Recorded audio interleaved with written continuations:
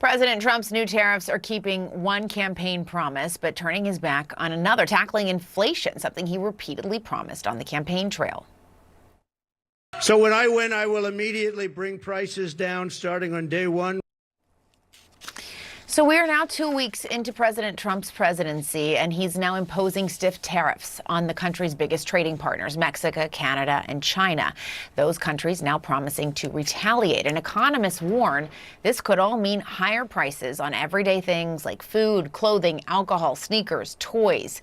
Some experts predict it could cost more than $2,600 a year for the typical U.S. household. CNN's Alayna Treene is joining us now from West Palm Beach. And Alayna, the president acknowledging today that, yeah, there might be what he called some short-term pain here.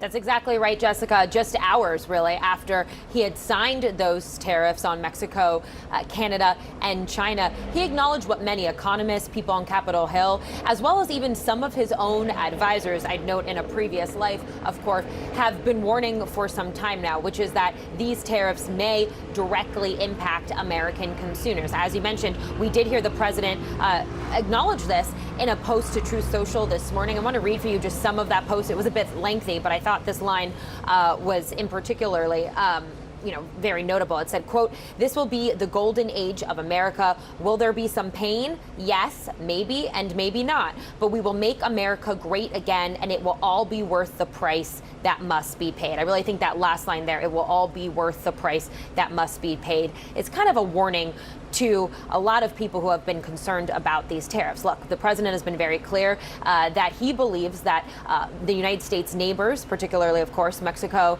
and Canada, are not doing enough to stem the flow of migrants and drugs, specifically fentanyl, from coming into the United States. But one thing that is clear is that Americans may, at least temporarily, be facing some of this pain early on. Now, one thing as well that is not clear, Jessica, is that, when higher prices may actually come into effect. These tariffs are slated to be implemented starting 12:01 a.m. on Tuesday. And there's also really, at this point, no real off-ramp that we see for how Canada and Mexico specifically can respond in a way that would appease Donald Trump. He himself had said that, on Friday, there are no concessions and there wasn't really anything that these countries could do to change his mind or kind of stave off these tariffs.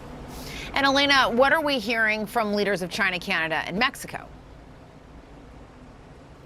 Well, we have heard from a number of these countries that they plan to retaliate. We actually heard from Canadian Prime Minister Justin Trudeau himself last night addressing this in response to the tariffs being signed. Take a listen. Canada will be responding to the U.S. trade action with 25% tariffs against $155 billion worth of American goods. This will include immediate tariffs on $30 billion worth of goods as of Tuesday, followed by further tariffs on $125 billion worth of American products in 21 days' time to allow Canadian companies and supply chains to seek to find alternatives. Now, Jessica, we also heard Trudeau say, quote, "We don't want to be here," when addressing reporters last night about this. He also said that he had been trying to get in contact with the president in recent days, but that Trump had not returned his call. Now, similarly, we heard from Beijing. They said, quote, "Corresponding countermeasures to firmly safeguard its own rights and interests will be placed in retaliation to these tariffs." We also heard Mexico's president, Claudia Sheinbaum, say that she's instructing the Secretary of Economy to implement a Plan B that they have been working on. She says it includes tariff and non-tariff measures in defense of Mexico's interests. So we are likely to see these retaliation efforts from these different countries. One thing, of course, also notable is that in the tariffs, in the fine print of what Donald Trump signed yesterday, there is a retaliation clause. That means that at any time, the president does have the right to raise these tariffs further if he believes these countries are responding in a way that he doesn't like. Jessica. All right. Alayna Treene with the very latest from West Palm Beach. Thank you very much for that. Business groups in corporate America taking aim at these tariffs, warning that they will hurt American families up in supply chains, significantly hurt the relationship between all three countries, and weaken U.S. manufacturing. The Wall Street Journal editorial board putting it pretty bluntly, calling this, quote, the dumbest trade war in history. Joining us now, senior political analyst Ron Brownstein. Ron, okay, let's just play devil's advocate for a second. What if all of this is wrong? And what if Trump actually gets these countries to do what he wants and these tariffs go into effect and it's totally fine? Is that possible? You basically have to repeal the law of economics for the tariffs to go into effect and have no impact, right? I mean, there's no question in the economic literature about who ultimately pays the price for tariffs. It's the consumers in the country imposing the tariffs. It's not clear what is the problem at the northern border that Trump is trying to solve in terms of migration and fentanyl. And even at the southern border, it's not clear why this mechanism, as opposed to negotiating with Mexico, is a more effective way to pursue, the other policy goals that he's listing. I mean, Donald Trump was elected, Jessica. The exit polling is very clear. For Trump voters, the number one issue was inflation. And now, as he takes office, with a conspicuous focus on other issues to begin with, not really any initiative other than arguing that more energy production will bring down prices. He is moving in the opposite direction. I mean, right in time for the Super Bowl, a Trump tax on guacamole, in effect, or a Trump tax on lumber from Canada that will push up the price of new housing construction. I mean, these are policies that are extremely high risk, not only for the economy, but for the administration politically. And you mentioned Canada. I spoke with the Premier of Ontario last night, Doug Ford. I want to play a clip of what he said. Well, it's going to be terrible. It's going to make Americans poor. It's going to create inflation. It's going to make Canadians poor. It's going to really hurt both economies. And all we're saying is, let's work together. Please do not lump us in with Mexico and China.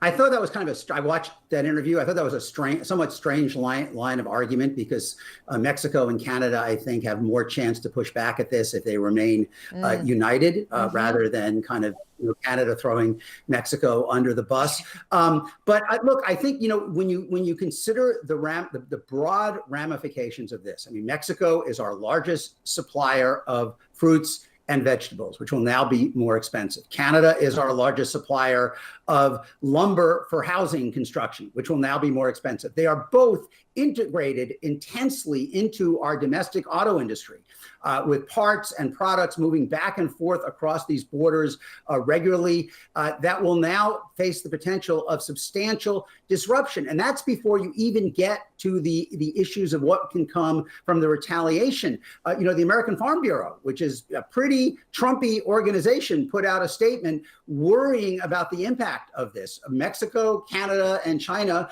account for half of our exports of farm goods. And even though Trump in his first term spent a lot of taxpayer money to basically pacify farmers by sending them checks, there was a long-term cost. Some of the markets that we lost, particularly in China, have never come back, for example, for American soybeans. They've moved to other suppliers like Brazil. So this is a big gamble with the global economy, with the American economy, with the cost of living, which was, I think, by any reasonable analysis, the principal issue that caused Donald Trump to win was the belief that Joe Biden had mismanaged the inflation. Life was cheaper when Trump was president the first time, and therefore it would be cheaper when he's president again. The tension there was always that economists who looked at his program, particularly the tariffs and the mass deportation, always warned that it had the potential to rekindle inflation, and that may be the road he's heading down.